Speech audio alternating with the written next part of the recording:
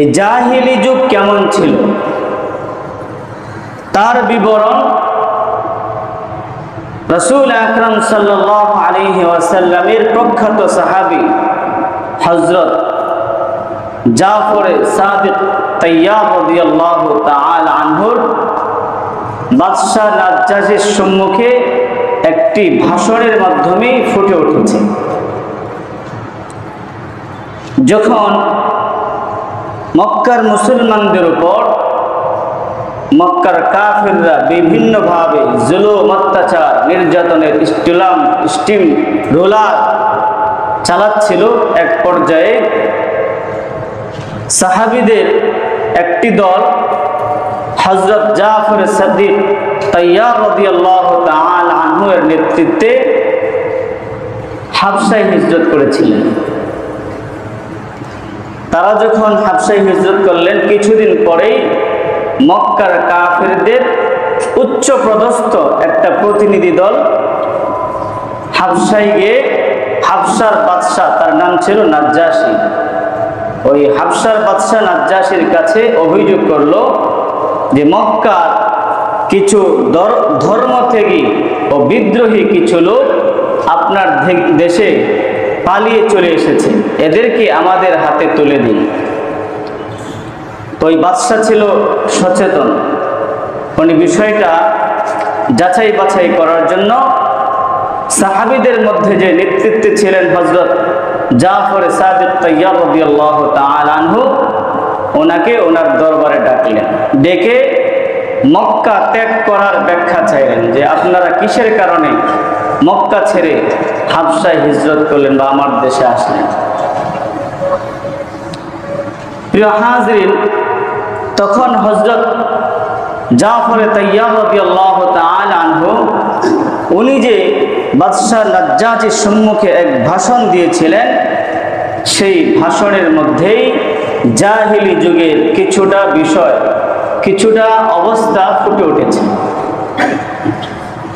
তিনি বাদশা নাজ্জাশীকে সম্বোধন করে বললেন, হে বাদশা, আমরা ছিলাম মূর্খ জনগোষ্ঠী, নিজ হাতে গড়া কৃত্রিম দেবদেবীর উপাসনায় ছিলাম আমরা, উপাসনা ছিল আমাদের ধর্মীয় নীতি, মৃতভক্ষণ, ব্যভিচার, নৃশংসতা ছিল আমাদের সামাজিক রীতিনীতি।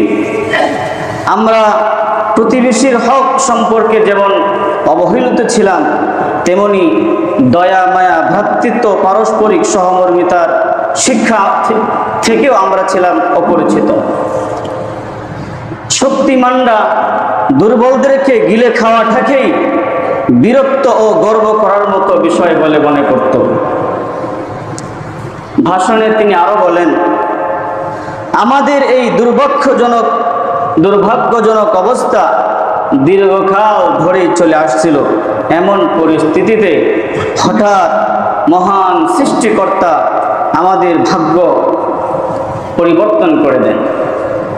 তিনি আমাদের মাঝে এমন একজন নবী প্রেরণ করেছেন, যার বংশমর্যাদা সম্পর্কে আমরা অবগত, যার সত্যতা ও সত্যবাদিতা আমাদের কাছে অত্যন্ত সুস্পষ্ট, যার উন্নত নৈতিক চরিত্র ও পবিত্রতা আমাদের সম্মুখেই রয়েছে।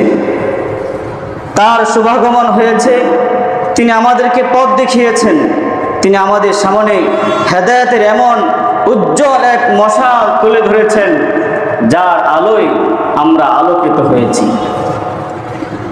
তিনি এসে আমাদের বলেছেন, তোমরা এক আল্লাহর ইবাদত করো, একমাত্র তাকেই নিজের সৃষ্টিকর্তা এবং প্রভু হিসেবে গ্রহণ করো, মূর্তি পূজা ত্যাগ করো, এসব হাতে গড়া উপাস্য তোমাদের কোনো উপকার বা অপকার করার ক্ষমতা রাখে।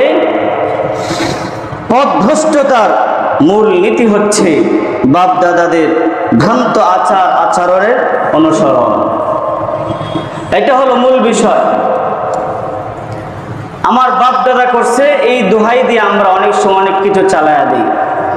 পূর্বপুরুষরা করে আসছে, আমরা যদি না করি তাহলে তো আমাদের বংশের কি অমর্যাদা হয়, রাসূল আকরাম সাল্লাল্লাহু আলাইহি ওয়াসাল্লাম সেটাই করেছিলেন এবং তার সাহাবী সেটাই বলেছিলেন যে প্রধ্বস্ততার মূলনীতি হচ্ছে বাপ দাদাদের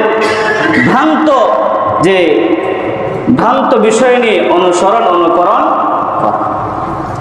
তিনি আমাদের শিক্ষা দিয়েছেন সর্বাবস্থায় সত্য বলবে, আমানত বিনষ্ট করবে না, ওয়াদা ভঙ্গ করবে না, প্রতিবেশীর সাথে সদাচরণ করবে, রক্তপাত সহ আল্লাহর পক্ষ থেকে নিষিদ্ধ সকল বিষয়াদি থেকে বিরত থাকবে, অশ্লীলতা ও মিথ্যাচারের নিকটবর্তী হবে না, এতিমের সম্পদ ভক্ষণ করবে না, কোনো নিরপরাধ নারীর প্রতি অপবাদ দিবে না, এক আল্লাহর ইবাদত করবে, অর্জিত সম্পদ থেকে অসহায় গরিবদের সাহায্য করবে। হে বাদশাহ, ওই নবী আমাদের আরো অনেক কিছু শিখিয়েছেন, আমরা তার প্রতিটি বাক্য পরম সত্য বলে গ্রহণ করেছি, তাকে আল্লাহর নবী হিসেবে মেনে নিয়েছি, তিনি যেসব আদেশ নিষেধ শুনিয়েছেন সেসব অনুসরণ করেছি।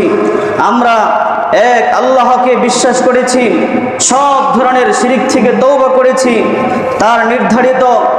তার নির্দেশিত হালালকে হালাল বলে মেনে নিয়েছি এবং হারামকে হারাম বলে পরিত্যাগ করেছি। হে বাদশাহ, এই অপরাধেই আমাদের উপর মক্কার কাফেররা, মক্কার মুশরিকরা বিভিন্নভাবে জুলুম, অত্যাচার, নির্যাতন করে আসছিল।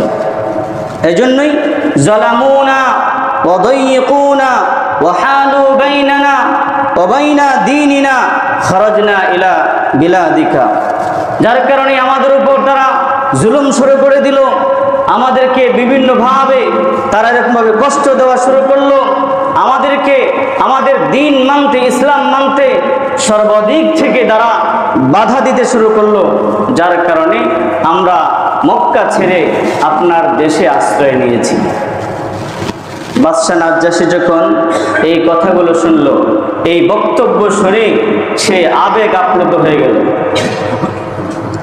সে মুগ্ধ হয়ে গেল। মুগ্ধ হয়ে সাথে সাথে মক্কার কাফিরদের যে প্রতিনিধি ছিল তাদেরকে স্পষ্ট ভাষায় বলে দিল যে এই সমস্ত মানুষদেরকে কখনোই তোমাদের হাতে সুপর্দ করা যাবে। প্রিয় হাজিরিন, হযরত জাফর সাদিক রাদিয়াল্লাহু তাআলা আনহু এই ভাষণে জাহেলিয়াত যুগ কেমন ছিল তার কিছুটা বিষয় ফুটে উঠেছে। আইয়ামে জাহেলিয়াত